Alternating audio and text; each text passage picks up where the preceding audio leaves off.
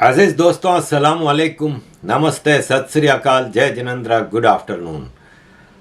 अजीज दोस्तों, पिछले साल 2022 इसी हफ्ते मैं अपने पुरखों के इलाके सौराष्ट्र जो गुजरात में था और मेरी ज़िंदगी का वो यादगार तरीन हफ्ता था, वीक था। इसकी वजह यह है कि मेरी जो दो बड़ी ख्वाहिशें थीं, एक अपने पुरखों का गांव देखने की और एक अपने पुरखों का मंदिर सोमनाथ जी के दर्शन की। वो दोनों ख्वाहिशें इसी हफ्ते में पूरी हुई थीं। मैं जयपुर से फ़्लाइट लेके अहमदाबाद गया। अहमदाबाद पे निखिल त्रिवेदी जी मुंबई से आए थे मुझे लेने के लिए और फिर हम रवां हुए। पहले राजकोट में रात रुके और फिर राजकोट से सुबह सवेरे निकल के मैं अपने गांव की तरफ जा रहा था। रास्ते में एक काठियावाड़ी रेस्टोरेंट पे काठियावाड़ी खाना खाया।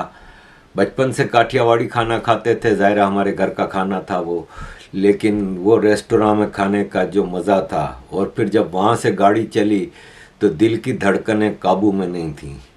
और मैंने ड्राइवर को ये बोला था कि जहाँ भी पहला बोर्ड नज़र आए आजक मेरे गांव का कि इतने किलोमीटर रह गए तो मुझे वो जगह पे रोकना। और इस तरह एक अजीब सी कैफियत लिए मैं अपने गांव की तरफ गया। फिर अपने गांव में मैंने जो स्वागत देखा, जो अपने पुरखों की खुशबू मुझे उधर आई, उस मट्टी की मोहब्बत मुझे मिली। वहाँ के लोगों में बैठ के मुझे ऐसा लगा कि मैं अपने घर, अपने परिवार में आ गया हूँ। ऐसी फीलिंग आप यकीन माने मेरे कराची में भी नहीं मिली थी। मुझे ऐसा लगा कि मैं बिल्कुल अपने परिवार की गोद में बैठा हूँ और अपने लोगों में बैठा हूँ।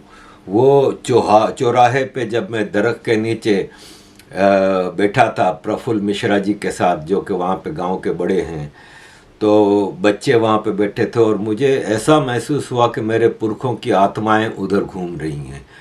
क्योंकि मुझे पता था कि मेरे दादा, मेरे परदादा, मेरे ऊपर के जितने हैं, इवन मेरे पिताजी 12 साल के थे जब वहाँ से माइग्रेट किया था, वो भी उसी चौराहे पे उसी दरख्त के नीचे बैठे होंगे। उस गांव की एक एक ज़र्रे ज़र्रे से मुझे मोहब्बत और अपने माँ की आगोश मिली। मैं आजक के अपने उन लोगों का जो मुझ पे एहसान है कि जो उन्होंने मेरा स्वागत किया, मुझे मान सम्मान दिया, मैं बता नहीं सकता कि मैं कभी भूलूंगा नहीं ये।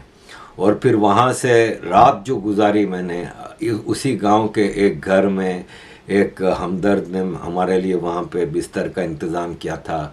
वो गांव, वो घर, वो हवाएं, मैं बता नहीं सकता कि आज भी मेरे अंदर रूह की गहराई तक मौजूद हैं। फिर सुबह वहाँ से उठ के एक तगड़ा सा नाश्ता कराया गया हमें। उस गांव वालों ने बहुत ही मतलब 50 किस्म की डिशें और इतना खिलाया कि मैं बस यहाँ तक फुल हो गया। और फिर इसके बाद हम रवाना हुए सोमनाथ जी की तरफ। अगेन मेरे दिल की धड़कन मैं बता नहीं सकता कि इतनी तेज़ हो गई थी। मैं अंदर से एक अजीब सी कैफियत मेरी हो गई थी। मुझे ऐसा लग रहा था कि इस गांव से लोग घोड़ों पे, ऊँटों पे बैठ के, मेरे पुरखों के लोग इसी मंदिर की तरफ आते होंगे सैकड़ों साल पहले, हज़ारों साल पहले से। और आज कई सौ साल बाद, क्योंकि फिर हमारे लोग मुसलमान हो गए थे तो ऑब्वियसली वो लोग जाते नहीं होंगे इस मंदिर में, तो कई सौ साल बाद अपने पुरखों की उस परंपरा को, उस वचन को जो सोमनाथ जी के साथ था, वो पूरा करने के लिए मैं जा रहा था उस गांव की तरफ। और मैं उस गांव में गया, उस मंदिर में गया, और उस मंदिर के अंदर जाते हुए फिर एक अजीब सी रुएं से एक कांप रहा था मैं सोमनाथ जी के सामने जाते हुए। और बस बेसाख्ता वहाँ जाके मेरा सर झुक गया, मेरी आवाज़ बंद हो गई, मुझसे कुछ बोला नहीं गया। मैं जब सोमनाथ पहुँचा तो मुझे फ़ोन आया, हमारे एक बहुत ही अजीज़ दोस्त हैं मुंबई में, उन्होंने मुझे फ़ोन किया कि आरिफ भाई, आपका पता चला कि आप लंदन से आए हैं सोमनाथ जी के दर्शन को, तो हम तो इंडिया में रह के आज तक नहीं गए। तो मैं भी अपने पूरे परिवार के साथ, अपनी बहन, अपनी बीवी के साथ आया हूँ और आपके साथ हम ये दर्शन करेंगे। तो उस परिवार के साथ, निखिल भाई के साथ और मेरे साथ मुसलमान हमारे गांव के जो थे तनवीर, वो हम सब गए। और जब हम मंदिर के अंदर, ज़ाहिर इतनी लंबी भीड़ होती है, इतनी लंबी लाइन होती है कि आगे बढ़ो आगे बढ़ो आगे बढ़ो, तो रुकने नहीं दिया। फिर भी मैं मुड़ के वापस उधर एक कोने में खड़ा होकर सर झुकाए सोमनाथ जी से बातें कर रहा था। और मैं शिव जी को यही कह रहा था कि क्या खेल हो गए हैं कि हमारे लोग तितर बितर हो गए, हमारे लोग अपने असलियत से निकल गए, कहीं और गुम हो गए और कहाँ आगे का रास्ता भी समझ नहीं आता और कोई रास्ता दिखाएं। और इस तरह मैं वहाँ पे काफ़ी देर बातें करता रहा, कोने में खड़ा होके। हमारे साथ के लोग तकरीबन बाहर चले गए थे, मेरा वहाँ से निकलने का दिल नहीं कर रहा था। और निखिल भाई का कल फ़ोन आया तो उनसे बात हो रही थी, तो मैंने उनको यही कहा, मैंने कहा यार बड़ा अफसोस होता है कि मैं इतना सोमनाथ जी के पास 1 घंटा भी नहीं रुक सका। तो उन्होंने कहा अरे भाई, यहाँ पे बड़े मंदिरों में ऐसा ही होता है और सोमनाथ तो एक छोटा सा इलाका है, वहाँ पे 1 दिन काफ़ी है। मैंने कहा नहीं यार, अब की मैं गया तो मैं कम से कम 2-2, 3-3 दिन कम से कम ऐसी जगहों पे रुकूंगा। वहाँ की एक एक गली देखना चाह रहा हूँ, वहाँ के लोगों को देखना चाह रहा हूँ, वहाँ का रहन सहन देखना चाह रहा हूँ। मैं तो अपनी माँ की जो बर्थ प्लेस थी, हम सोमनाथ जी के पास से हो के बाटवा गए, मेरी माँ की बर्थ प्लेस पे। बाटवा में हम मुश्किल 2 घंटे रुके। अब बाटवा एक अच्छा खासा टाउन है, वहाँ के लोगों ने बड़ा मान दिया जब पता चला कि मैं अपनी माँ के उसमें आया हूँ गांव में, शहर में। तो वो मुझे मोटरसाइकिल पे लेके गली गली घुमाते रहे, दिखाते रहे कि ये देखो ये मेमन फैमिली थी, बड़ी अमीर थी, ये इसकी हवेली है, ये इसका घर है। लेकिन अब वो स्कूटर पे बैठे बैठे वो चीज़ें देखना दिल नहीं, मज़ा नहीं आया। तो ये है कि दिल करता है कि गुजरात में कम से कम 2 हफ्ते आदमी रहे और वहाँ की एक एक चीज़ देखे। इसी तरह कई जगहें हैं, अब जैसे काशी जा नहीं गया मैं, लेकिन काशी जाऊँगा तो कम से कम 3-4 दिन तो रुकूंगा कि वो इतना हिस्टोरिकल शहर और वहाँ पे रुकना बनता है। अजीज़ दोस्तों, आगे बढ़ते हैं पाकिस्तान के हवाले से। लास्ट वीक, बल्कि काफ़ी हफ्तों से एक औरत चीख रही थी कि मेरे बच्चे और उनके बच्चे बलूचिस्तान के सरदार के पास जेल में, उसकी प्राइवेट जेल में बंद हैं और मेरे बच्चों को वहाँ से रहा कराया जाए। अब ये जो आपको पता है कि पाकिस्तान में सिंध के जो वडेरे हैं, जागीरदार, और बलूचिस्तान के जो सरदार हैं, वो बलूचिस्तान में 3-4 सरदार हैं जो आर्मी के डिक्टेशन पे नहीं चलते। बाकी जो सारे सरदार हैं वो आर्मी के कंट्रोल में हैं। और और सिंध के जो जागीरदार हैं वो सारे आर्मी के हिसाब किताब में हैं। तो इन लोगों के पास प्राइवेट जेलें हैं और इन लोगों के जिसके पास, किसी सरदार के पास 100 गांव हैं उसके कंट्रोल में, एक जागीरदार के पास 200 गांव है उसके कंट्रोल में, वो सारे लोग जो उन गांव में रहते हैं वो उसके गुलाम हैं और उसकी बॉन्डेड लेबर करते हैं, उसकी खेती में, उसकी ज़मीनों पे, उसके घरों में, हर जगह। और प्राइवेट जेलों का मामला पाकिस्तान में बहुत पुराना है, काफ़ी अरसे से इसके बारे में शोर मचाते रहते हैं। मुझे तो 25 साल हो गए, मैं यूएन में भी कई बार इस स्पीच में बता चुका हूँ इन प्राइवेट जेलों के बारे में। तो अब्दुल रहमान खैतरान, जो कि इस वक्त मिनिस्टर भी है, उसके बारे में जब एक औरत ने कहा तो उसने, खैतरान ने मना कर दिया कि नहीं नहीं, झूठ है, खबर, मेरे को बदनाम किया जा रहा है और मेरा बेटा इस साजिश में है ताकि वो मेरी जगह सरदार बन जाए वगैरह वगैरह। फिर बहुत ज़्यादा शोर हुआ तो फिर पुलिस ने छापा मारा तो नहीं, फिर उसी दौरान क्या हुआ कि उसी इलाके के कुएं में से एक औरत और 2 लड़कों की लाश मिली। तो बताया गया कि ये औरत है ना, वही मोहम्मद खान मरी की बीवी है जिसके बारे में इतने अरसे से शोर था कि ये अब्दुल रहमान खैतरान की जेल में हो और ये इसके बेटे हैं। अब उनकी लाशें मोहम्मद खान मरी को दी गई तो फिर पुलिस ने छापा मारा। जब छापा मारा तो उसकी प्राइवेट जेल से काफ़ी लोग निकले, जिसमें से मोहम्मद खान मरी, जिसकी बीवी का बताया गया था कि मर गई है, कुएं में लाश मिली है, उसकी बीवी निकल आई उधर से जिंदा, और उसके बेटे भी निकले। अब वो सवाल ये है कि उस कुएं में किसकी लाश थी और मतलब 3 लाशें जो निकली हैं, औरत और 2 लड़कों की, वो किन की लाशें थी, वो अभी सवाल अधूरा है, उसका जवाब नहीं मिला। दूसरा, इतने सारे लोग इनकी प्राइवेट जेलों से निकले, उसके बारे में खैतरान को क्या किया गया है। और वो जो खान मोहम्मद मरी है, उसके और 5 बच्चे हैं जो अभी भी अब्दुल रहमान खैतरान की कैद में हैं, प्राइवेट जेल में हैं। बड़ी बेटी बारखान में इसका जो घर है उसमें, और बेटे कोयटा वाले घर में मौजूद हैं, जिसके प्रूफ मिल चुके हैं, लेकिन अभी तक उनको रिहा नहीं कराया जा सका। और सरदार इन सब लोगों से बॉन्डेड लेबर कराता है, ज़बरदस्ती नौकरी जो काम करवाता है, और वो सरदार के घरों में गुलामों की ज़िंदगी गुजारते हैं। जंजीरों में बैठ के बांध के इनको काम कराया जाता है, और फिर रात को बंद कर दिया जाता है और लिमिटेड खाना दिया जाता है। ये पाकिस्तान की प्राइवेट जेलों का हाल है, जहाँ पे आप अंदाज़ा लगाएं कि जिस तरह से सरकार वहाँ पे अय्याशियाँ कर रही है, आम आदमी किस तरह की ज़िंदगी गुजार रहा है। बलूचिस्तान और सिंध के अंदरूनी इलाकों में हालात वो हैं कि पुराने ज़माने में जब 1400 साल पहले ग़ुलामों की जो ज़िंदगी होती थी, वो आज गुजारी जा रही है। आर्मी ने गिरा नाज, जो कि मोहम्मद खान मरी की बीवी है, जिसको खैतरान की प्राइवेट जेल से निकाला, उसको चादर ओढ़ा रहे हैं और ऐसे शो कर रहे हैं जैसे उनको बलोचों से बहुत हमदर्दी है।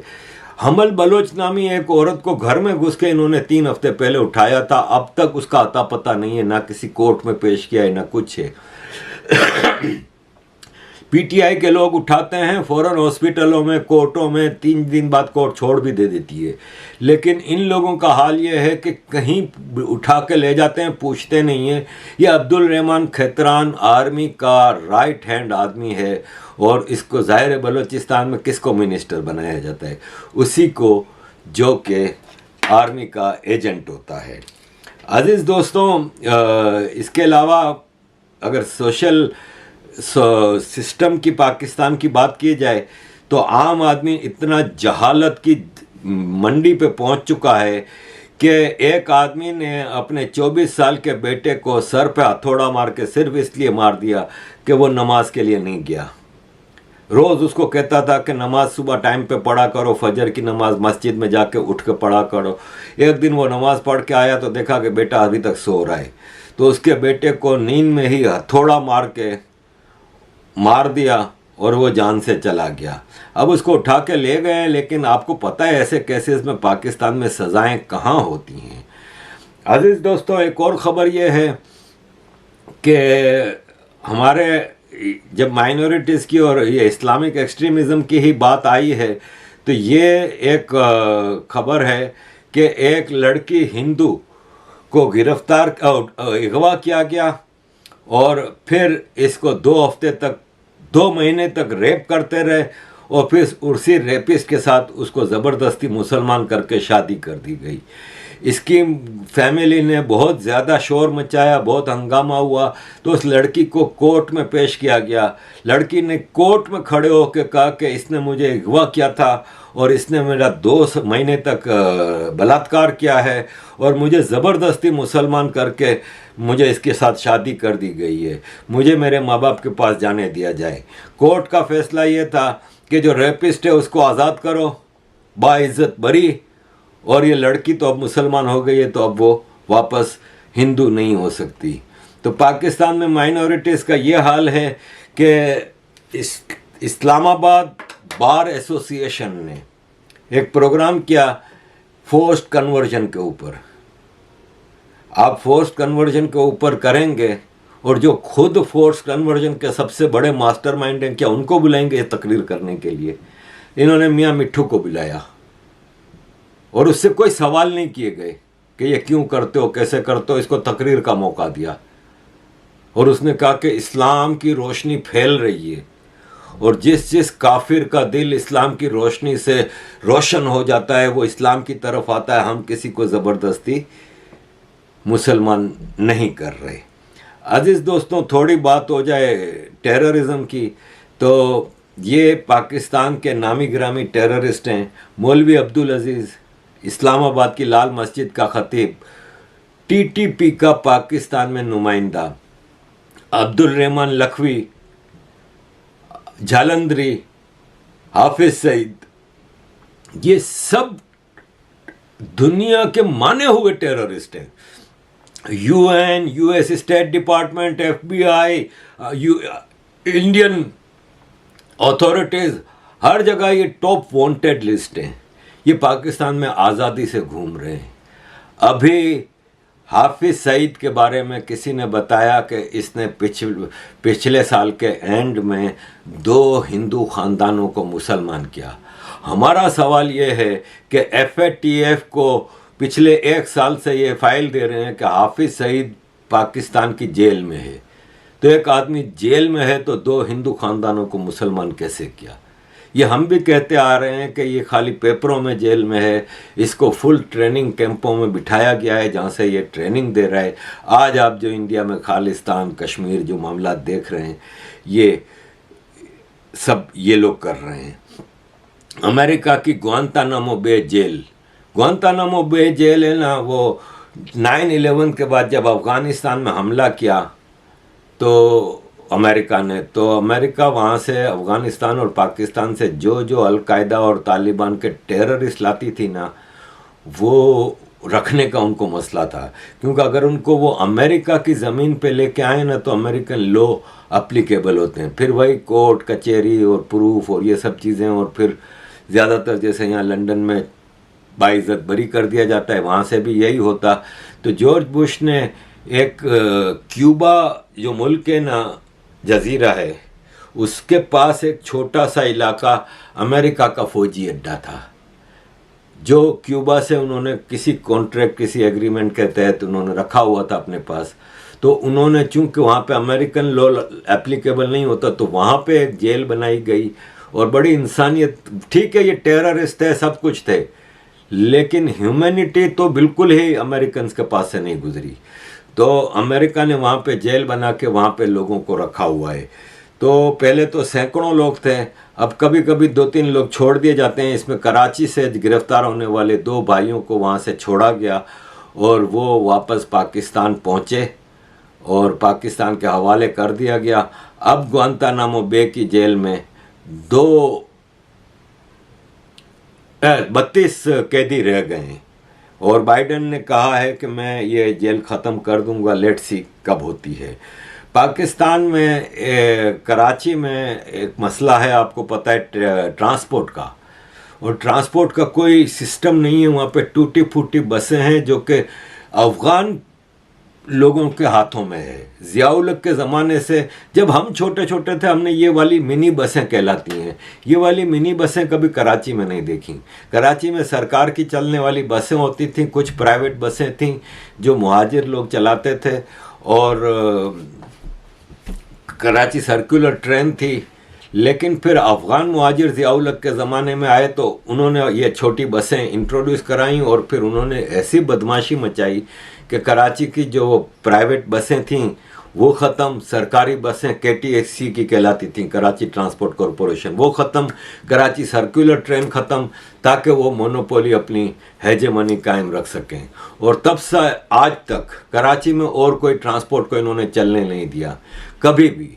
जब भी कोई इलेक्ट्रिक बस या सरकारी बस इंट्रोड्यूस कराई जाती है वो उसको तबाह कर देते हैं। मैं जब कराची में मेयर के पीरियड में 2 साल रहा तो इस इशू को बहुत क्लोजली वॉच किया था और ये बताया गया था कि ये एक माफिया है और ये ट्रांसपोर्ट माफिया पाकिस्तान कराची में किसी भी माफिया ट्रांसपोर्ट को चलने नहीं देंगे। तो अभी इन्होंने ग्रीन लाइन बस शुरू की सरकार ने, पीपल्स पार्टी की गवर्नमेंट ने, और 100 बसें चाइना से मंगवा के चलवाई। अब वो जाहिर है अगर ये कामयाब हो जाएंगी और ज़्यादा चलेंगी तो फिर उन प्राइवेट ट्रांसपोर्ट माफिया का क्या होगा, अफ़गान ट्रांसपोर्ट माफिया का। तो उन्होंने इसको तोड़ना फोड़ना शुरू किया और उस पर फायरिंग करके एक बस के ऊपर फायरिंग की गई और इस तरह उनके ड्राइवरों को धमकाया जाता है और ये एक सिलसिला चल रहा है पाकिस्तान में। अजीज़ दोस्तों, एक और ख़बर आपके साथ शेयर करूँगा कि एक आदमी है बशीर अहमद पीर, ये हिज़्बुल मुजाहिदीन का कमांडर है और पाकिस्तान के कपवाड़ा इलाके का रहने वाला है। ये अभी अफ़गानिस्तान में, सॉरी, दो खबरें मिक्स कर रहा हूँ। एक आदमी है इजाज़ अहमद आहंगर, इसको अबू उस्मान अल कश्मीरी भी कहते हैं। उसको अफ़गानी तालिबानों ने मार दिया। ये अफ़गानिस्तान में छुपा हुआ था। एक तरह से आप देखें कि अफ़गानी तालिबान और इंडिया का अब एक अच्छा सिस्टम चल पड़ा है। तो इंडिया की होम मिनिस्ट्री ने लास्ट ईयर इजाज़ अहमद आहंगर को रिक्रूटमेंट चीफ बताया था टेरर ऑर्गेनाइजेशन ISIS का, जो जम्मू कश्मीर से टेररिस्टों को रिक्रूट करती थी और उनके ज़रिए टेररिज्म करवाती थी। उसको अफ़गान तालिबान ने अफ़गानिस्तान में मार दिया है। इसके अलावा एक और आदमी है हिज़्बुल कमांडर बशीर अहमद पीर, कश्मीर से, वो पाकिस्तान में रावलपिंडी में मारा गया। वो कश्मीर के कुपवाड़ा इलाके का था, लेकिन 15 साल से पाकिस्तान में रह रहा था और पाकिस्तान में छुपा हुआ था, पाकिस्तान की सरकार का मेहमान था और वहाँ से टेररिज्म के लिए रिक्रूटमेंट करके लोगों को ट्रेन करके भारत भेज रहा था। उसको रावलपिंडी में बिल्कुल करीब से फायरिंग करके कुछ लोगों ने मार दिया। ये जिन लोगों ने भी किया है उसको सलाम है। यहाँ पे मैं आपको एक और चीज़ बता दूँ कि बताया गया है कि पाकिस्तान ने इस साल 151 भारतीयों को नेशनलिटी दी है। पिछले 5 सालों में 151 भारतीयों को नेशनलिटी दी है। और पाकिस्तानी जो सोशल मीडिया के शेयर हैं ना, वो बढ़ चढ़ के कह रहे हैं कि आप लोग कहते हो कि देखो कोई भारतीय पाकिस्तान की नेशनलिटी नहीं लेना चाह रहा। तो ये देखें, 214 टोटल नेशनलिटियाँ दी गई हैं फॉरेनर्स को पाकिस्तान में, जिसमें 159 इंडियन थे। अब यहाँ पे सवाल ये पैदा होता है कि इसमें कोई मुसलमान तो नहीं होगा, कोई अपनी मर्जी से अपने हालात ठीक करने तो नहीं गया होगा। ये वही लोग हैं जो करतारपुर साहब के ज़रिए जाते हैं यात्रा के लिए और उसमें से 2-4 वहाँ पे टिक जाते हैं, पाकिस्तान आर्मी के मेहमान बन जाते हैं। इसी तरह यहाँ से जो रिक्रूटमेंट के लिए लोग लेके जाए जाते हैं उनको फिर पाकिस्तान नेशनलिटी देता है। दाऊद इब्राहिम के पास कौन सा पासपोर्ट है भाई? पाकिस्तानी पासपोर्ट है ना। ऐसे भारत के जो एंटी इंडिया एलिमेंट जो कि भारत के ख़िलाफ़ साजिशें कर रहे हैं, खालिस्तानी और दूसरे, वो लोगों को नेशनलिटी दी जाती है। एक कुछ लोग ऐसे भी हैं थोड़े से कि एक मिसाल है कि बंटवारे में कुछ फैमिलीज स्प्लिट हो गई थी, आधे उधर रह गए थे, आधे इधर। तो वो क्या करते हैं कि एक भाई भारत में रह रहा है, एक भाई पाकिस्तान में। अब एक भाई ने अपनी बेटी की शादी कर दी पाकिस्तान में, जो इंडिया में रह गया है, वो अपनी बेटी की पाकिस्तान में अपने भाई के बेटे से कर दी, कज़न से। अब वो लड़की पाकिस्तान आ रही है, पाकिस्तान रह रही है, 10-12 साल से वहाँ रह रही है, बच्चे हो गए। ऐसे लोगों को नेशनलिटी मिली है। अपनी खुशी से एक आदमी भी भारत से पाकिस्तान नेशनलिटी लेने नहीं गया। तो ये इसी टाइप के लोग हैं कि जिनके बारे में ये हमें बताया जा रहा है कि पाकिस्तान की नेशनलिटी इंडियनों ने ली है। तो ये टेररिस्ट हैं या फिर ये है कि ये इस तरह के हैं, वरना ज़्यादातर इसमें से वही हैं जो भारत के ख़िलाफ़ टेररिज्म करने के लिए, भारत में आतंक मचाने के लिए पाकिस्तान में रह रहे हैं। अज़ीज़ दोस्तों, ख़बरें मेरे पास और भी बहुत सारी हैं। मैं 2 चीज़ें आपके सामने रखूँगा। एक तो ये कि ये TLP तहरीक लब्बैक पाकिस्तान, ISI के फैज़ हमीद का एक और शाहकार, उसने ऐलान किया है, साद रिजवी जो इनका गुरु है, उसने ऐलान किया है कि मंडे 27 फरवरी पूरे पाकिस्तान में शटर डाउन हड़ताल होगी, स्ट्राइक होगी और पूरे पाकिस्तान के सारे बिजनेसमैन अपना कारोबार बंद रखेंगे और टोटल स्ट्राइक करेंगे। लेकिन और उसने कहा कि पीओके में भी यह हड़ताल होगी, लेकिन chairman wholesale grocers association Abdul Rauf Ibrahim ने कहा कि यह हड़ताल टीएलपी ने इसलिए की है कि महंगाई है, महंगाई के खिलाफ ये स्ट्राइक की है। तो हम उसको एक्सेप्ट करते हैं कि महंगाई की वजह से है, लेकिन ऑलरेडी मामला ख़राब है, हम छोटे कारोबार तबाह हो रहे हैं, रोज़ की नौकरी करने वाले तबाह हो रहे हैं। ऐसे में स्ट्राइक करके मार्केटें बंद करा के आप खिदमत नहीं, इन आम आदमियों पे जुल्म कर रहे हैं। तो हम इस स्ट्राइक में शामिल नहीं हो सकते और हम कह रहे हैं कि हम मार्केटें बंद नहीं रखेंगे। लेकिन टीएलपी ने कह दिया है, और टीएलपी के जो बदमाश हैं, गुंडे हैं, वो कराची में बहुत हैं, वो पंजाब में भरे पड़े हैं। तो पंजाब और कराची में कल एक टाकरा होगा और मस्त टाकरा होगा, जिससे कि ये एक स्ट्राइक को कामयाब बनाने की कोशिश की जाएगी। और आखिर में अज़ीज़ दोस्तों, आपको याद होगा कि पुलवामा हुआ था। पुलवामा के बाद भारत ने बालाकोट में प्रीएम्प्टिव एयर स्ट्राइक्स की थी और उसमें ट्रेनिंग कैंप तबाह कर दिया था, और उसमें फिर एक जहाज़ भारत का वहाँ पे गिर गया, जिससे अभिनंदन नामी पायलट गिरफ्तार हुआ था। उसको उन्होंने टॉर्चर किया, बहुत मारा, उसको कैद में ले जाके उससे इंफॉर्मेशन निकलवाने की बहुत कोशिश की, लेकिन वो एक ही बात करता रहा कि मैं प्रिजनर ऑफ वॉर हूँ, आप डिप्लोमेटिक इम्यूनिटी मुझे हासिल है जिनीवा कन्वेंशन के तहत, आप मेरी एम्बेसी से मेरा रब्ता कराएं, मैं कोई जवाब नहीं दूंगा।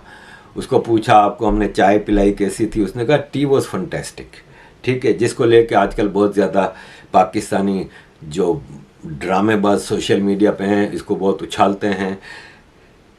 पाकिस्तान के उस वक्त के स्पीकर नेशनल असेंबली ने कहा इंटरव्यू में कि जनरल बाजवा की टांगें काँप रही थीं, पसीने छूट रहे थे, और वो आया कमरे में और उसने कहा कि फ़ौरन अभिनंदन को छोड़ दो, वरना मोदी ने अपनी आर्मी को अलर्ट कर दिया है पाकिस्तान पे हमले के लिए, अगर इसको फ़ौरन नहीं छोड़ा तो पाकिस्तान पे हमला हो जाएगा। और ये बात उस वक्त के नेशनल असेंबली के स्पीकर की है, जो ये कह रहे हैं ना हमने ये कर दिया और हमने वो कर दिया। आपके जनरल बाजवा की टांगें कांप रही थी उस वक्त, पसीने छूटे हुए थे। और वो बजट जो हमसे 75 साल से लेके आपकी आर्मी जो खा रही है ना कि हम कश्मीर आज़ाद कराएंगे और भारत से 1000 साल की जंग लड़ेंगे, वो इस बात से डर गए कि मोदी ने हमला कर देना है, क्योंकि इनको पता था कि मोदी ने अगर हमला कर देना है ना तो पाकिस्तान तो गया। इन लोगों में लड़ने भड़ने की तो ताकत है नहीं, क्योंकि ये तो बिलियनर हैं, इनके तो बिजनेसेस सेट हैं। ये तो यही कोशिश करते हैं कि जिस तरह बगैर जंग के हमारा सर्विस पूरी हो जाए, हम अपने बच्चों के पास आराम से अय्याशी की लाइफ गुजारने चले जाएं। तो ये आपको याद दिलाना थी एक बात। और अजीज़ दोस्तों, thank you very much for all your support, keep supporting